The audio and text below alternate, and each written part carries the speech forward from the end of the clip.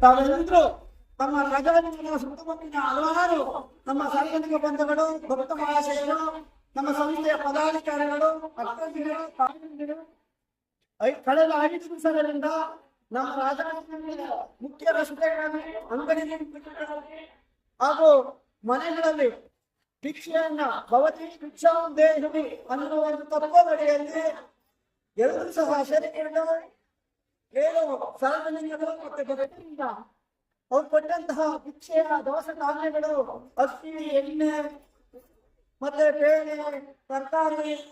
ಹಲವಾರು ರೀತಿಯ ಧನ ಸಹಾಯ ಸಹ ಮಾಡಿದರೆ ಅಂತಹ ಈ ಒಂದು ಮಹತ್ವದ ಕಾರ್ಯವನ್ನ ಶಿವನಿಗೆ ಇಷ್ಟವಾದಂತಹ ಕಾರ್ಯವೆಂದರೆ ಭಿಕ್ಷೆ ಬೇಡುವುದು. ಶಿವ ಪ್ರತಿಯೊಬ್ಬ ಪ್ರತಿಯೊಬ್ಬರನ್ನೂ ಸಹ ಶಿವನು ಅವನ ಮೊದಲನೇ ಆದ್ಯತೆ ಏನಂತಂದ್ರೆ ಅವ್ರು ಯಾರು ಭಿಕ್ಷೆ ಕೊಡ್ತಾರೆ ಅಂತವ್ರ ಮನೆಗೆ ಶಿವ ಯಾವಾಗ ಬಡಿಸ್ತಾನೆ ಅನ್ನುವಂಥ ನಮ್ಮ ಹಿಂದೂ ಸಂಪ್ರದಾಯ ಆಶ್ರಿತಂತೆ ಇವತ್ತು ನಾವೆಲ್ಲರೂ ಒಂದು ಕಳೆದ 5 ದಿವಸಗಳಿಂದ ಬಂದಂತ ದಾನಿಗಳಿಂದ, ಭಕ್ತಾದಿಗಳಿಂದ ಏನು ಕೊಡುಗೆಯನ್ನು ನೀಡಿದಂತಹ ದಾನ ಮಾಡಿದಂತಹ ವಸ್ತುಗಳನ್ನು ತಂದು ಇವತ್ತು ಸಾರ್ವಜನಿಕವಾಗಿ